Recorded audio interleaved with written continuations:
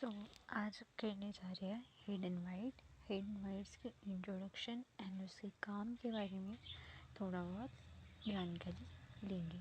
Hidden whites ऐसे जिसका name था the historical text as a literary artifact, right, जो उन्होंने लिखा 1973 में।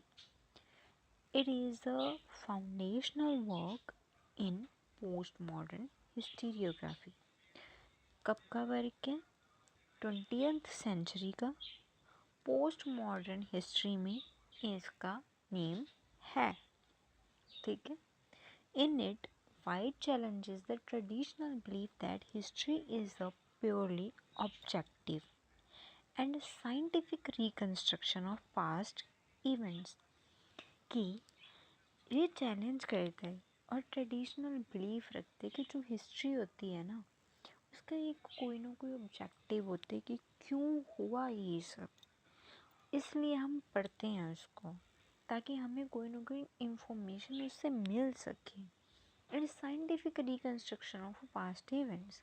ऑब्वियसली जो उसने कहा कि वाइट ने कि हिस्ट्री को ऐसे नहीं लिखा जाता है, कोई ना कोई पास्ट इवेंट पे ज़्यादा जोर दिया जाता है, एक्सपीरियंस पे ज़्यादा जोर दिया जाता है, किसी की महत्ता को ज़्यादा दिखाया जाता है और इवेंट्स में दिखाया जाता है।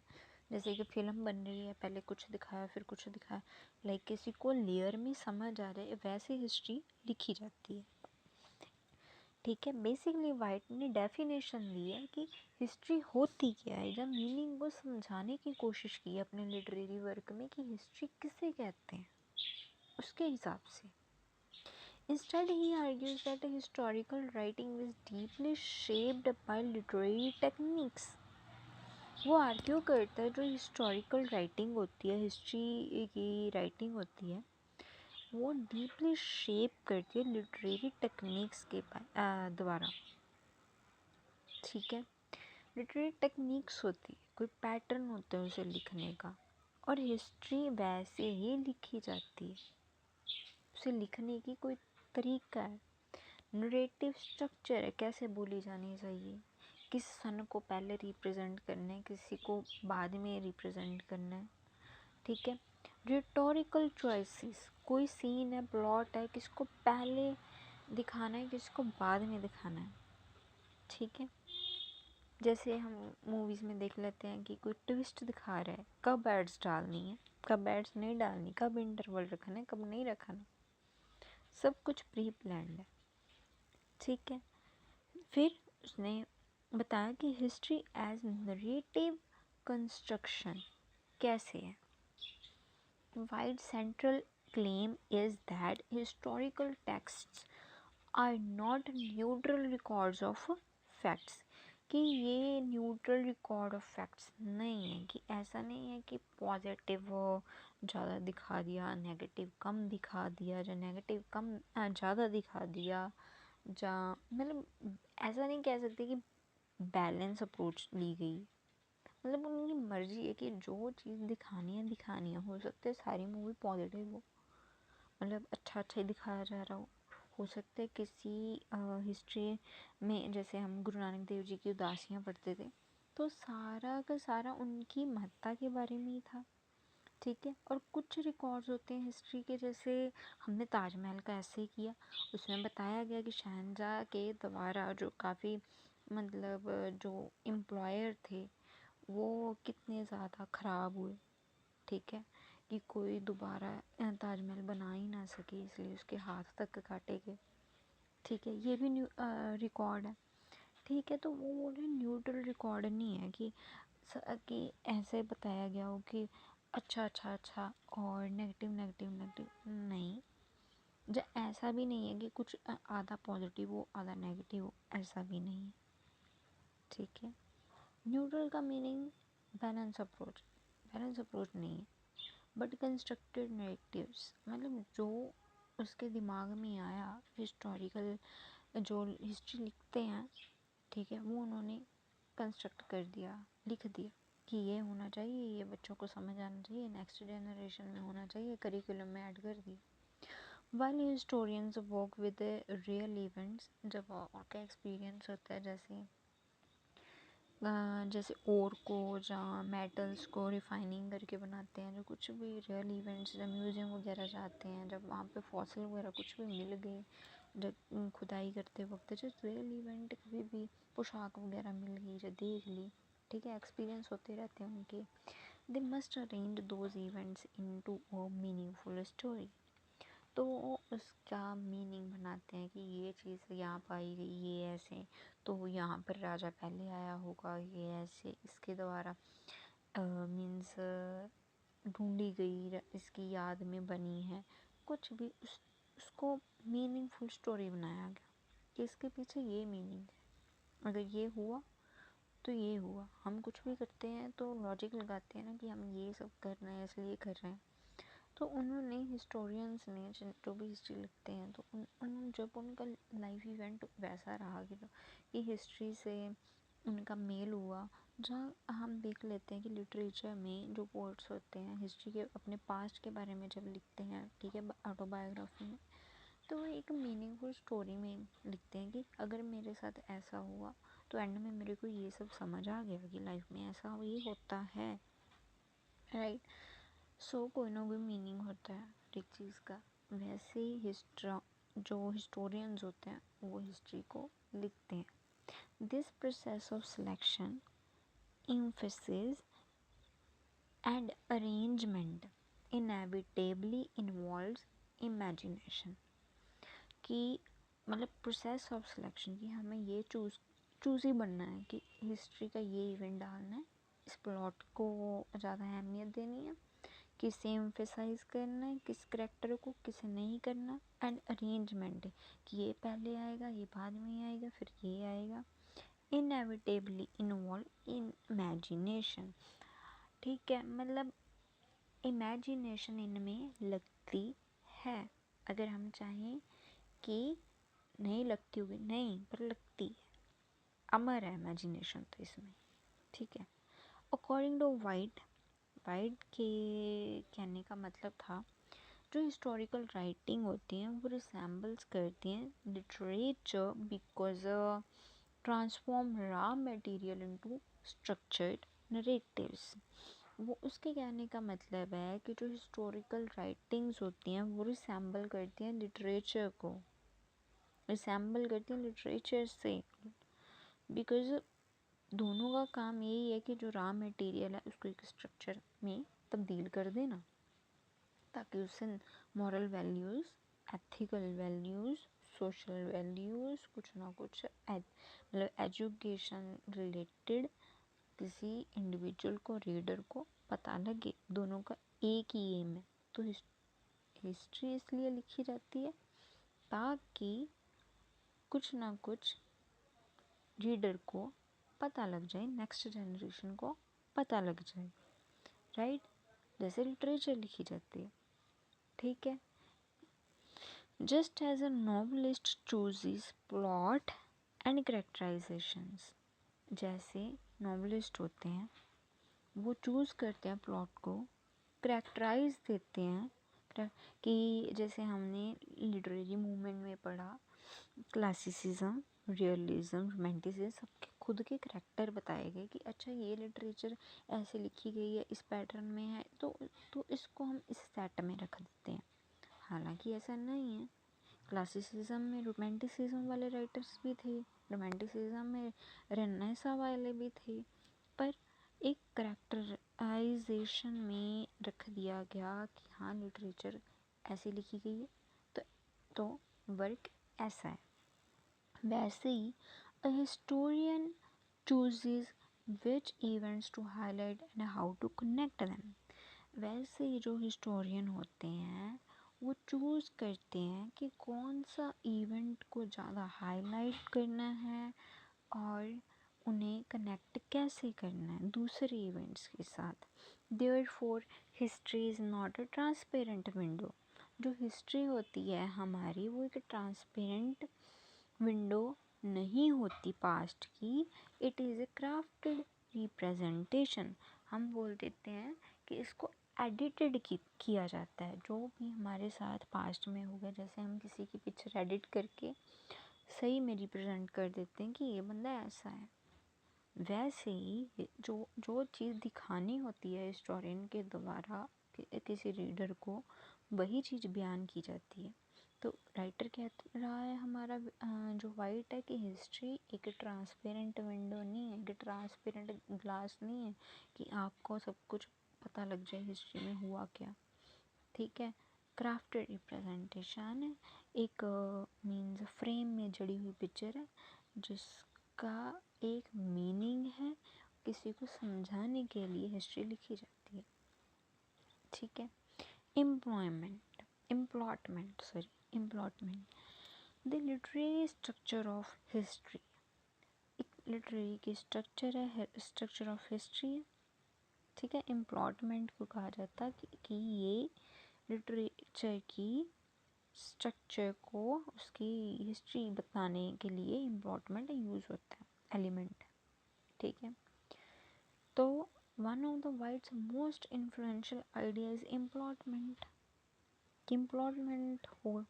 ठीक है, he argues that historians unconsciously structure their accounts, unconsciously कि उनको पता नहीं होता कि हम क्या गेन कर रहे हैं माइंड के लेवल पे, बस एक्सपीरियंस करते जाते हैं।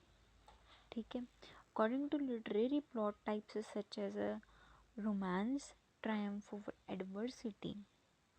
ठीक है, जिसका मेन फोकस होता है एडवर्सिटी कि ज़्यादा क्या है। तो ट्रेजेडी का क्या होता है कि इनएविटेबल डाउनफॉल, कि कुछ अच्छा चल रहा है फिर उसमें डाउनफॉल हो गया, कोई ट्विस्ट आ गया। कॉमेडी रिकन्सिलिएशन, ठीक है, दोबारा से कोई चीज़ हैपनिंग, रिवाइवल, कुछ चीज़ दिखा रहा है। सटायर आयरनी, कोई ड्रामनी, स्केप्टिकल क्रिटिकल टोन। ठीक है, हॉरर मूवी में ज़्यादा यूज़ होने वाली चीज़ है सटायर। किसी को हम कह सकते हैं जागरूक कराने वाली चीज़। ठीक है, कि अब जैसे राइटर लिख देते हैं कि दुनिया में ये सब हो रहा है, बच्चों से काम ले रहे हो, छोटे छोटे चिमनी साफ़ करवा रहे हो चिमनी स्वीपर में, सटायर यूज़ किया है। ठीक है, इंग्लैंड की राइटिंग थी, इंग्लैंड का राइटर ने लिखा था कि क्यों करवा रहे हो ये सब, थोड़े जागरूक हो, उन्हें गिफ्ट वगैरह दे दो, पैसे दे दो, ताकि वो अपना पेट तो भर सकें। For example, a revolution can be narrated as romance. Revolution को एक रोमांस का नाम दिया जा सकता है। Heroic liberation, freedom, और as a tragedy, collapse, suffering। ठीक है, रोमांस मीन्स कोई चीज़ रेवोल्यूशनरी हो गई, पहले नहीं होती थी, फिर होनी शुरू हो गई, स्प्रेड हो गई, फेमस भी हो गई, तो उस करैक्टर को फ्रीडम मिल गई वो चीज़ करने के लिए, क्योंकि वो पॉपुलर भी हो गया उसके बाद। ठीक है, और सही भी है इसलिए। सच एज अ और as a tragedy, collapse, suffering.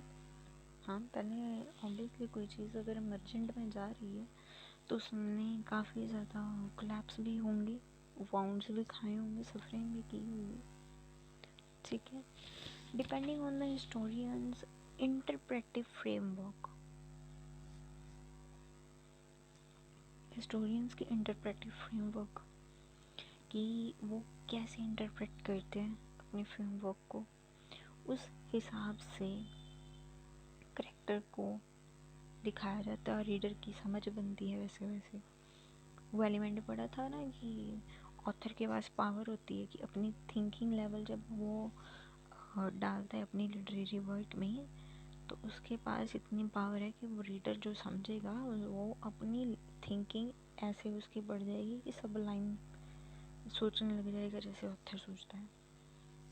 ठीक है, so but the meaning changes with the chosen plot structure.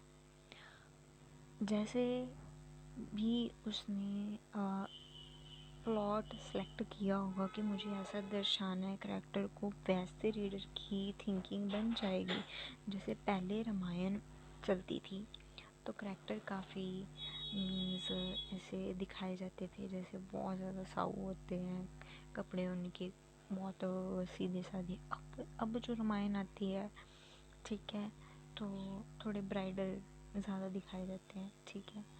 तो ऐसे प्लॉट चेंज होते थे और बच्चों का माइंड भी चेंज होता है। फर्स्ट जनरेशन ने वैसे देखा तो वैसे माइंड बन गया, अब की जनरेशन है कुछ और देखा उन्होंने, वैसा माइंड बन गया कि देवी देवते ऐसे होते होंगे, ठीक है। Thus, historical meaning is shaped not only by evidence but by narrative form.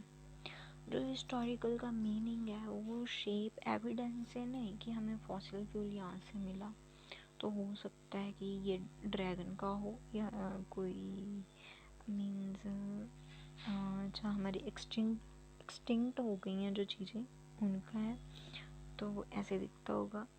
But उसको कैसे दिखाया गया, ठीक है, मतलब कहाँ ढूंढा गया, किस जगह में पाया गया, ये हाँ हमने साउथ अफ्रीका में नहीं, ये चीज़ हमने इंडिया में पाई गई, तो ये तो ऐसा दिखता होगा।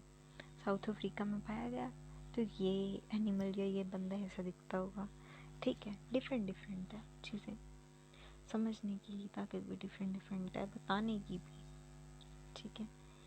Tropes and rhetoric, White also argues that historians rely on rhetorical devices.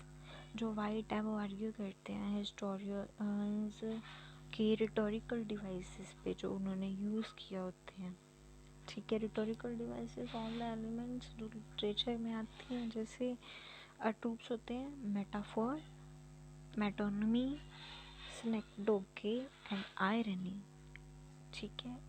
सारी वो पहले हमने क्रिटिकल थ्योरी में जो पहले पढ़े थे, critical theory 1 and approaches to literature, सारे डिवाइसेस, राइट। मैं किसी को देख के कि बताना कि किस में क्या लाइक है, कि ये दोनों कितने सिमिलर हैं या इनमें ये चीज़ डिसिमिलर है, वो एलिमेंट, ठीक है। These are not just decorative elements, ये सिर्फ लिटरेचर को डेकोरेट करने के लिए नहीं है। रिदम यूज़ की जाती है पोइम्स में, ठीक है, सेम वर्ड यूज़ करके। वो कह रहा है कि ये सिर्फ एंटरटेन करने के लिए नहीं है, डेकोरेट करने के लिए नहीं है लिटरेचर को। The structure how reality is understood, कि कैसे रियलिटी है जो हम आपको बता रहे हैं, हमने जो एक्सपीरियंस किया उसको बताने के लिए, उसको अंडरस्टैंड करने के लिए कि हुआ क्या होगा, ठीक है, वो अंडरस्टूड करने के लिए वैसे लिखी जाती है कि ईज़िली समझ आ जाए, ईज़िली कॉम्प्रिहेंसिबल बन जाए कोई चीज़, ठीक है। फिर आ जाता है for white the historians language shapes historical interpretation. जो वाइट है, जो हिस्टोरियंस होते हैं, हिस्टोरियन की जो लैंग्वेज होती है वो शेप करती है हिस्टोरिकल रिप्रेजेंट इंटरप्रिटेशन को, कि कैसे हिस्ट्री को इंटरप्रेट किया जाए। जैसे हम डायग्राम्स देखते हैं, ठीक है, बुक्स में काफ़ी कम्प्लेक्स बनी होती है, टीचर्स थोड़ी सिंपल करा के खा देते हैं कि आपको ऐसे भी बना दोगे ना तभी भी नंबर मिल जाएंगे, ठीक है, ताकि आपको ईज़िली अंडरस्टैंड हो सके चीज़ें और अच्छे से समझ लग सके। हिस्ट्री में भी क्या करते होते हो कि क्या करते हैं, टिप्स बना के दे देते हैं ना कि इस सन में ये हुआ, इस सन में ये हुआ, ताकि इजीली समझ आ जाए, ठीक है। तो उनकी लैंग्वेज जो लिटरेचर में लिखते हैं स्टूडेंट्स ऐसे लिखते हैं कि जो उनकी हिस्ट्री को अंडरस्टैंड करने की ताकत है वो बढ़ जाती है, जो भी रीडर उस चीज़ को पढ़ रहा होगा। राइटर ऐसे लिख रहे हैं, there is no purely literal और objective historical description because the language itself carries figurative and ideological implications. White का कहने का मतलब है कि वो अपने लिटरल जो ऑब्जेक्टिव हिस्टोरिकल मतलब उसका मेनली क्या मकसद है, वो कह रहा है कि ईच एंड एवरीथिंग हिस्ट्री की नहीं लिखता बंदा, लैंग्वेज के खुद के पार्ट्स हैं जो उसे शेप देते हैं, चाहे उसकी करेक्टर की वॉइस हो, ठीक है, कुछ भी हो, हम कोई चीज़ें इंग्लिश में लिख रहे हैं तो प्रोनाउंस किसी चीज़ को डिफरेंटली करेंगे। इम्प्रेशन, प्रोनाउंसिएशन, सिमिलीज, जो भी मेटाफोर्स जो भी लगेगा बोलने के लिए वो डिफरेंट होगा। हिंदी में बात करें, एसेंट आपका डिफरेंट होगा, ठीक है। इवन इंग्लिश में भी British English is different and जैसे हाँ यूनाइटेड स्टेट्स की डिफरेंट है, यूनाइटेड किंगडम की डिफरेंट है, तो यूनाइटेड स्टेट्स की आल्सो डिफरेंट है, ठीक है।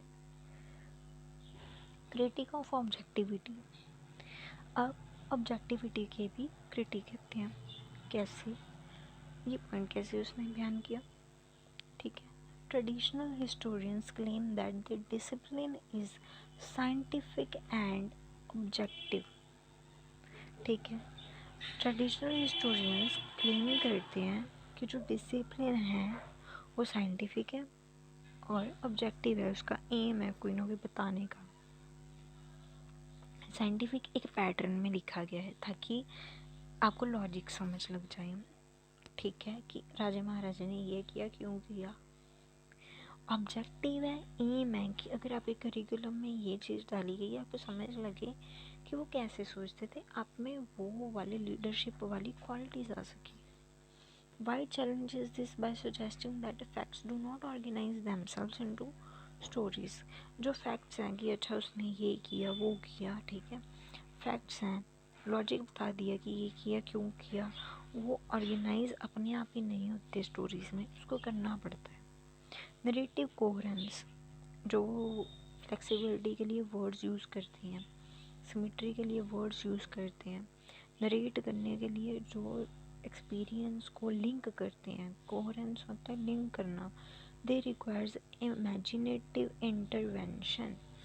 इमेजिनेशन, ये तो इमेजिनेशन लगती है क्या क्या हुआ होगा, इवेंट्स को लिंक करते हैं, इंटरवाइन करते हैं, कॉल बनाते हैं, ठीक है, फिर बताते हैं, फिर लिखते हैं। Historical explanations are influenced by moral and ideological choices.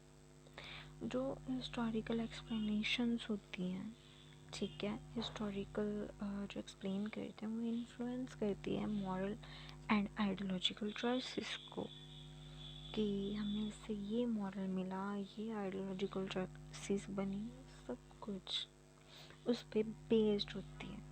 कि हिस्टोरियंस नहीं, कोई आपको भूगोल पढ़ा रहा है, नागरिक शास्त्र पढ़ा रहा है, हिस्ट्री पढ़ा रहा है, ठीक है, उस पर कैसे एक्सप्लेन करना है वो सारी उसकी मॉरल वैल्यूज़ पर डिपेंड करते हैं, कि उसको कैसे एक्सपीरियंस उसको खुद को मिले, उसके क्या आइडियोलॉजी, किन को मानता है, उनके एस्ट कौन से थे, वो उसके बेस पे आपको समझा रहा होगा कोई टीचर आपको।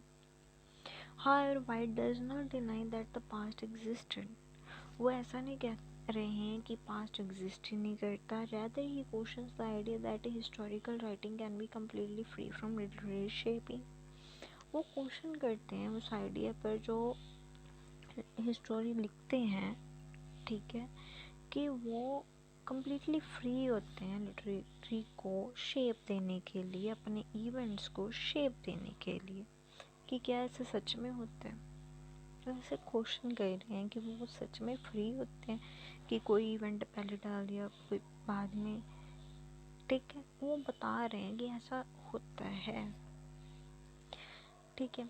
Critical evaluation. White's essay has been both celebrated and criticized। Obviously हर एक लिटरेरी वर्क अगर उसको में फेवर में बंदे हैं, उसका बंदा सेलिब्रेट कर रहा है उसके वर्क को, तो क्रिटिसाइज भी कर रहा होगा, ठीक है। स्ट्रेंथ्स क्या है उसकी, he exposes the hidden literary dimension of historical writing. Obviously बात है कि उसने अपनी एक्सपोज कर दी हिडन लिटरेरी डायमेंशंस के बारे में, बता दिया कि हिस्टोरियंस कैसे लिखते हैं। He encourages readers to question claims of neutrality and objectivity, कि ऐसा नहीं है कि आप न्यूट्रल लिखते हो कि पॉजिटिव या नेगेटिव दोनों इंक्लूडेड है, नहीं, बल्कि आप एक एम होता है कि हमें ये बताना है, हमें हम मतलब जागरूकता देनी है, ठीक है। He opens a space for interdisciplinary dialogue between history and literary theory। मतलब ब्लैंक स्पेस बच्चों के लिए छोड़ देते हैं, उसने ये सब किया, ठीक है। लिटरेरी अपनी वर्ड्स में लिखते हैं, एक ब्लैंक स्पेस छोड़ दी, बच्चे खुद भी सोचें उसने ये किया। अच्छा एक तो टीचर बता रहे हैं, अच्छा ये गलत बात है ना, हाथ वाथ काट दिए शहनशाह ने कि कोई और ना बना सके, तो कोई उठ के बोल देगा बच्चा कि वो चाहता था कि और कोई ना बना सके इसलिए काटे। कोई कहेगा जो बेचारा होगा बोला वाला जा कहेगा कि हाय ऐसा क्यों कर दिया, हम भी बना लेते वैसा, ठीक है।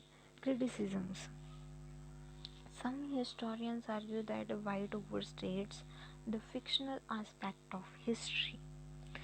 वो कुछ जो क्रिटिसिज्म है उसके लिटरेरी को लिखने के लिए, सम जो कुछ हिस्टोरियंस होते हैं जो हिस्ट्री लिखते हैं वो आर्ग्यू करते हैं, क्रिटिसाइज़ करते हैं उसको वाइट को, और बोलते हैं वो स्टेट करते हैं कैसे।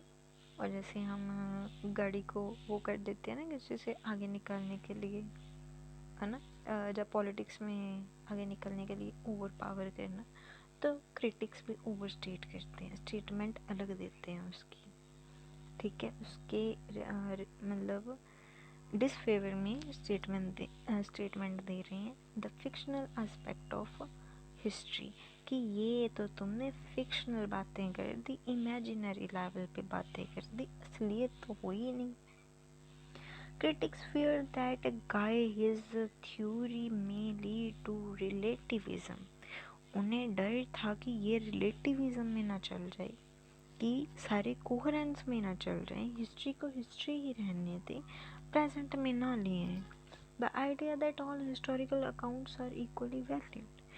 हालांकि उनको भी पता था कि आइडिया तो था ही कि जो वो बोल रहा है, जिसके बारे में उसने लिखा है, ठीक है, वो वैलिड है, थोड़ा बहुत तो था उनको।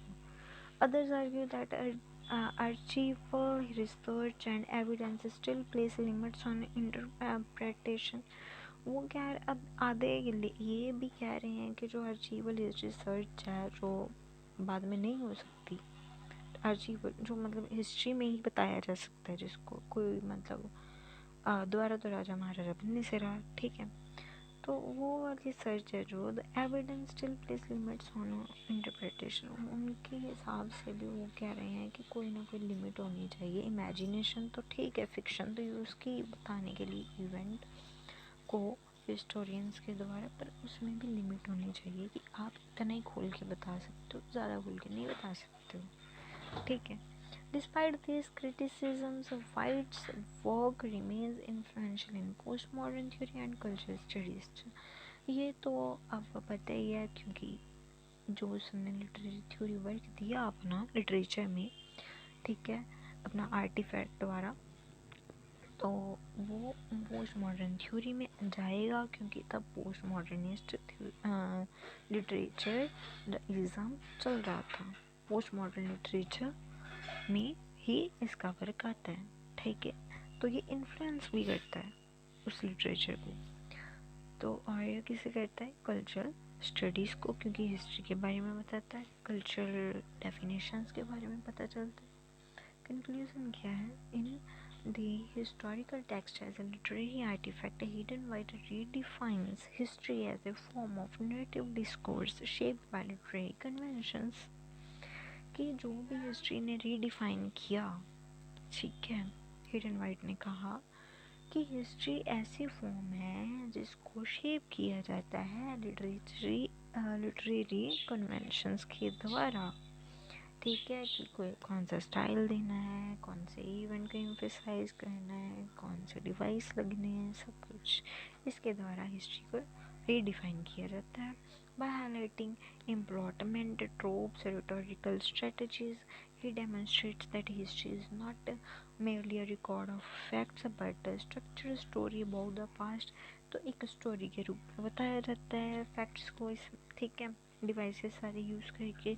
इस से fundamentally challenges the boundary between history and literature. ठीक है, उसने एक बेसिक लेवल पे चैलेंज कर दिया, बाउंड्री दे दी हिस्ट्री और लिटरेचर की, compelling readers to reconsider how historical truth is constructed. उसने रीडर्स को कंपेल किया कि वो रिकंसिडर करें कि हिस्टोरिकल ट्रुथ को कैसे कंस्ट्रक्ट किया जाना चाहिए। ठीक है, उनको एक आइडिया भी दिया और कैसे की जाती है वो भी दिया, और एक क्वेश्चन भी उठाया कि अच्छा कि आपकी थिंकिंग इतनी ही रहनी चाहिए या बढ़नी भी चाहिए। क्रिटिक्स उठे ना, वो बोले कि ये लिमिट्स होनी चाहिए। ठीक है, तो इस लिटरेरी वर्क पे डिबेट भी होती होगी, right. So this is all about the hidden